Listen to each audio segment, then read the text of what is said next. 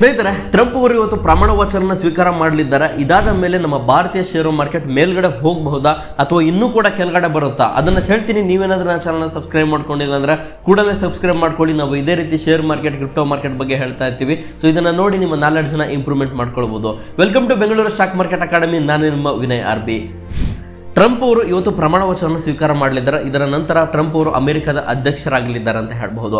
ಇದಾದ ಮೇಲೆ positive side ಬಗ್ಗೆ ಮಾತನಾಡೋದಾದ್ರೆ, ಈಗ ಟ್ರಂಪ್ ಅವರು ಅಧ್ಯಕ್ಷರಾದ ತಕ್ಷಣನೇ ಪ್ರಪಂಚದಲ್ಲಿ ನಡೀತಕ್ಕಂಥ ವಾರ್ಗಳು ಸ್ಟಾಪ್ ಆಗುವಂತ ಸಾಧ್ಯತೆ ಇದೆ. ಆಲ್ರೆಡಿ ಮತ್ತೆ ಗಾಜಾ ಮತ್ತೆ ಇಸ್ರೇಲ್ ನಡುವೆ ವಾರ್ ನಡೀತಾ ಇತ್ತು. ಸೊ ಟ್ರಂಪ್ ಅವರು ಹೇಳಿದ್ರು, ನಾನು ಅಧ್ಯಕ್ಷನಾಗುವ ಒಳಗಡೆ ನಿಮ್ದು ಏನಿದೆ ಅದನ್ನು ಸೆಟಲ್ಮೆಂಟ್ ಮಾಡ್ಕೊಳ್ಳಿ. ಒನ್ಸ್ ನಾನು ಅಧ್ಯಕ್ಷನಾದ ಮೇಲೆ ಇದನ್ನ ನೀವು ತಿರ್ಗಾ ಮಾಡಿದ್ರಿ ಅಂತಂದ್ರೆ ಅವಾಗ ನಾವು ಎಂಟರ್ ಆಗಬೇಕಾಗುತ್ತೆ ಅಂತ ಹೇಳಿದ್ರು. ಸೊ ಟ್ರಂಪ್ ಅವರ ಒಂದು ಪ್ರಮಾಣ ವಚನ ಏನು ಇನಾಗ್ರೇಷನ್ ಫಂಕ್ಷನ್ ಏನು ನಡೀತಾ ಇದೆ, ಸೊ ಇದು ಬರುವಷ್ಟರಲ್ಲಿ ಇವರು ಒಂದು ವಾರನ ಸ್ಟಾಪ್ ಮಾಡಿದ್ದಾರೆ ಅಂತ ಹೇಳ್ಬೋದು. ಸೊ ಇದಾದ ಮೇಲೆ ಈ ರಷ್ಯಾ ಮತ್ತೆ ಯುಕ್ರೇನ್ ವಾರ್ ಏನಿದೆ, ಸೊ ಇದು ಕೂಡ ಸ್ಟಾಪ್ ಆಗುವಂತಹ ಸಾಧ್ಯತೆ ಇದೆ. ಇದೇನಾದ್ರೂ ಆಯ್ತು ಅಂತಂದ್ರೆ ನಾಟ್ ಓನ್ಲಿ ಇಂಡಿಯನ್ ಮಾರ್ಕೆಟ್, ಇದು ಗ್ಲೋಬಲ್ ಮಾರ್ಕೆಟ್ಗೂ ಕೂಡ ತುಂಬಾ ಒಳ್ಳೆಯ ವಿಷಯ ಅಂತ ಹೇಳ್ಬೋದು. ಶೇರ್ ಮಾರ್ಕೆಟ್ ಚೆನ್ನಾಗಿ ಪರ್ಫಾರ್ಮೆನ್ಸ್ ಮಾಡುವಂತ ಸಾಧ್ಯತೆ ಇದೆ ಅಂತ ಕೂಡ ಹೇಳ್ಬೋದು.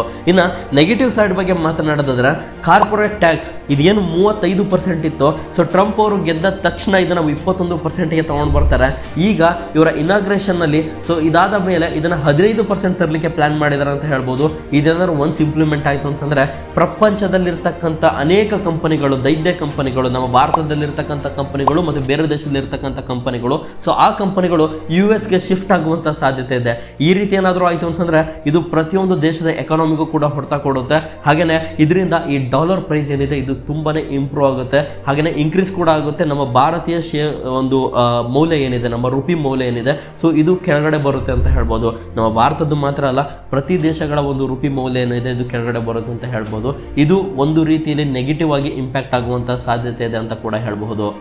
ಸೊ ನೆಕ್ಸ್ಟ್ ಬರೋದಾದ್ರೆ, ಕ್ರಿಪ್ಟೋ ಕರೆನ್ಸಿಯನ್ನ ಟ್ರಂಪ್ ಅವರು ತುಂಬಾ ಪ್ರಮೋಟ್ ಮಾಡ್ತಿದ್ದಾರೆ. ಇದೇನಾದ್ರು ಕ್ರಿಪ್ಟೋ ಕರೆನ್ಸಿನ ಇವರೇನಾದ್ರು ಜಾಗತಿಕ ಕರೆನ್ಸಿ ಆಗಿ ಮಾಡ್ಲಿಕ್ಕೆ ಟ್ರೈ ಮಾಡಿದ್ರು ಅಂತಂದ್ರೆ ಆಲ್ರೆಡಿ ಇದು ನ್ಯಾಷನಲ್ ಪ್ರಿಯಾರಿಟಿ ಅಂತ ಕೂಡ ಹೇಳಿದ್ದಾರೆ. ಇದೇನಾದ್ರು ಒನ್ಸ್ ಇಂಪ್ಲಿಮೆಂಟ್ ಆಯ್ತು ಅಂತಂದ್ರೆ ನಮ್ಮ ಭಾರತೀಯ ಶೇರ್ ಮಾರ್ಕೆಟ್ ಅಲ್ಲಿ ಇರ್ತಕ್ಕಂಥ ಹಣನ ಸೊ ಜನಗಳು ತಗೊಂಡು ಹೋಗಿ ಕ್ರಿಪ್ಟೋ ಮಾರ್ಕೆಟ್ಗೆ ಹಾಕುವಂತ ಸಾಧ್ಯತೆ ಇದೆ. ನಾಟ್ ಓನ್ಲಿ ನಮ್ಮ ಜನ ಅಂತ ಹೇಳ್ತಾ ಇಲ್ಲ ನಾನು ಇಲ್ಲಿ, FISDA ಸೊ ಇವರು ಕೂಡ ಈ ಹಣವನ್ನು ತೆಗೆದುಕೊಂಡು ಹೋಗಿ ಒಂದು ಕ್ರಿಪ್ಟೋ ಮಾರ್ಕೆಟ್ಗೆ ಆಲ್ರೆಡಿ ಡಂಪ್ ಮಾಡ್ತಾ ಇದ್ದಾರೆ. ಇದೇನಾದ್ರು ಇದೇ ರೀತಿ ಆಗ್ತಾ ಹೋಯ್ತು ಅಂತಂದ್ರೆ ನಮ್ಮ ಇಂಡಿಯನ್ ಸ್ಟಾಕ್ ಮಾರ್ಕೆಟ್ಗೂ ಕೂಡ ಇದು ನೆಗೆಟಿವ್ ಆಗಿ ಪರಿಣಾಮ ಬೀರುವಂತ ಸಾಧ್ಯತೆ ಇದೆ ಅಂತ ಕೇಳ್ಬೋದು. ಸೊ ಇನ್ನು ಮೂರನೇದಾಗಿ ಮಾತನಾಡೋದು ಬಂದ್ರೆ, ಕೊನೆಯದಾಗಿ ಸೊ ಡೈರೆಕ್ಟ್ ಆಗಿ ಅವರು ಹೇಳಿದ್ದಾರೆ, ನಮ್ಮ ದೇಶದ ಎಕಾನಮಿಗೆ ಫಾಸಿಲ್ ಫ್ಯೂಲ್ ಅನ್ನೋದು ತುಂಬಾನೇ ಇಂಪಾರ್ಟೆಂಟ್ ಆಗಿದೆ. ಅಂದ್ರೆ ಕ್ರೂಡ್ ಆಯಿಲ್ ಅನ್ನೋದು ತುಂಬಾ ಇಂಪಾರ್ಟೆಂಟ್ ಆಗಿದೆ. ನಾವು ಅದ್ರ ಮೇಲೆ ಡಿಪೆಂಡ್ ಆಗಿದ್ವಿ. ನಾವು ಯಾವ ರೀತಿಯ EV ಮತ್ತೆ ರಿನ್ಯೂಬಲ್ ಸೆಕ್ಟರ್ನ ಪ್ರಮೋಟ್ ಮಾಡುವಂತ ನಿರ್ಧಾರದಿಂದ ಸೊ ಮೇನ್ ಆಗಿ ನಮ್ಮ ದೇಶ ಇಂಪ್ರೂವ್ಮೆಂಟ್ ಆಗಬೇಕು, ನಮ್ಮ ದೇಶ ಬೆಳಿಬೇಕು. ಸೊ ಅದಕ್ಕೋಸ್ಕರ ನಾವು ಕ್ರೂಡ್ ಆಯಿಲ್ ಮೇಲೆ ಡಿಪೆಂಡೆನ್ಸಿ ಆಗಲೇಬೇಕು. ನಾವು ಹೆಚ್ಚು ಕ್ರೂಡ್ ಆಯಿಲ್ನ ಯೂಸ್ ಮಾಡ್ತಿದ್ದೀವಿ ಅಂತ ಆಲ್ರೆಡಿ ಓಪನ್ ಆಗಿ ಸ್ಟೇಟ್ಮೆಂಟ್ ಕೊಟ್ಟಿದ್ದಾರೆ. ಇದರಿಂದ ಈ ರಿನ್ಯೂಬಲ್ ಸೆಕ್ಟರ್ ಮೇಲೆ ಡಿಪೆಂಡೆನ್ಸಿ ಏನಿದೆ ಇದು ಕಮ್ಮಿ ಆಗ್ಬೋದು. ಸೊ ನಿಮಗೆ ಗೊತ್ತಿದೆ ನಮ್ಮ ಭಾರತ ಎಷ್ಟು ರಿನ್ಯೂಬಲ್ ಸೆಕ್ಟರ್ ಮೇಲೆ ತುಂಬಾ ಒಂದು ಕಾಳಜಿನ ವಹಿಸಿರ್ತಕ್ಕಂಥದ್ದು, ಹಾಗೆಯೇ ಬೇರೆ ದೇಶಗಳು ಕೂಡ ವಹಿಸಿರ್ತಕ್ಕಂಥದ್ದು. ಇದರಿಂದ ಈ ರಿನ್ಯೂಬಲ್ ಸೆಕ್ಟರ್ಗೂ ಹೊಡೆತ ಬೀಳುವಂತ ಸಾಧ್ಯತೆ ಇದೆ. ಈಗ ಫಾಸ್ಟ್ ಆಗಿ ಇವರು ಕ್ರೂಡ್ ಆಯಿಲ್ನ ಬೈ ಮಾಡೋದ್ರಿಂದ so crude oil price decrease ಆಗುತ್ತೆ. ಸೊ ಈಗ ಏನ್ ಮಾಡ್ತಾರೆ ಅಂತಂದ್ರೆ ಈ ರಷ್ಯಾ ಆಗಿರ್ಬೋದು ಅಥವಾ ಅರಬ್ ಕಂಟ್ರಿಗಳು ಈ ಕ್ರೂಡ್ ಆಯಿಲ್ ಸಪ್ಲೈನ ಕಟ್ ಮಾಡೋದಕ್ಕೆ ಟ್ರೈ ಮಾಡ್ತಾರೆ. ಅಂದ್ರೆ ಜಾಸ್ತಿ ಸಪ್ಲೈನ ಇವರು ಕೊಡೋದಿಲ್ಲ. ಆದರೂ ಕೂಡ ಟ್ರಂಪ್ ಇದಕ್ಕೊಂದು ಏನಾದರೂ ಒಂದು ಮಾರ್ಗವನ್ನು ಆಲ್ರೆಡಿ ಮಾಡಿರ್ತಾರೆ, ಪ್ಲಾನ್ ಮಾಡಿರ್ತಾರೆ ಅಂತ ಹೇಳ್ಬಹುದು.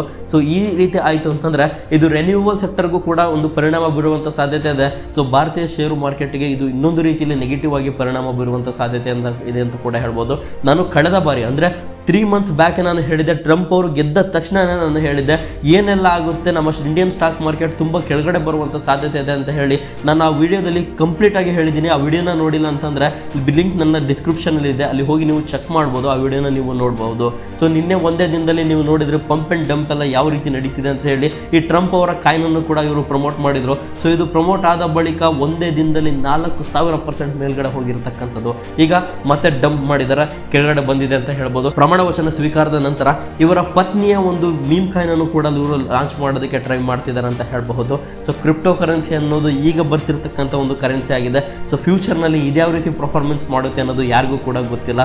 ಸೊ ಎಲ್ಲ ಕೂಡ ಹೂಡಿಕೆ ಮಾಡ್ತಿದ್ದಾರೆ. ಸೊ ನೀವೇನಾದ್ರೂ ಕ್ರಿಪ್ಟೋ ಕರೆನ್ಸಿಯಲ್ಲಿ ಹೂಡಿಕೆ ಮಾಡಬೇಕು ಅಂತಂದ್ರೆ ಲಿಂಕ್ ನನ್ನ ಡಿಸ್ಕ್ರಿಪ್ಷನ್ ಇದೆ, ಹಾಗೆ ಕಾಮೆಂಟ್ ಬಾಕ್ಸ್ ನಲ್ಲಿ ಪಿನ್ ಮಾಡ್ತಿರ್ತೀನಿ. ಸೊ ಅಲ್ಲಿ ಹೋಗಿ ನೀವು ಹೂಡಿಕೆನ ಮಾಡಬಹುದು. ಸೊ ಈ ವಿಡಿಯೋ ಇಷ್ಟ ಆಗಿದ್ರೆ ಈ ವಿಡಿಯೋನ ಲೈಕ್ ಮಾಡಿ. ನೀವು ನೀಡ್ತಕ್ಕಂಥ ಈ ಒಂದು ಲೈಕ್ ಇಂದ ನಮಗೆ ಇನ್ನೊಂಚೂರು ಪ್ರೋತ್ಸಾಹ ಸಿಗುತ್ತೆ ಅಂತ ಹೇಳ್ಬೋದು. ಹಾಗೇನೆ ಇದೇ ರೀತಿ ಶೇರ್ ಮಾರ್ಕೆಟ್ ಬಗ್ಗೆ, ಕ್ರಿಪ್ಟೋ ಮಾರ್ಕೆಟ್ ಬಗ್ಗೆ ಕ್ವಿಕ್ ಆಗಿ ಇನ್ಫಾರ್ಮೇಷನ್ ಬೇಕು ಅಂತಂದ್ರೆ ನಮ್ಮ ಚಾನಲ್ನ ಸಬ್ಸ್ಕ್ರೈಬ್ ಮಾಡ್ಕೊಳ್ಳಿ. ಧನ್ಯವಾದ.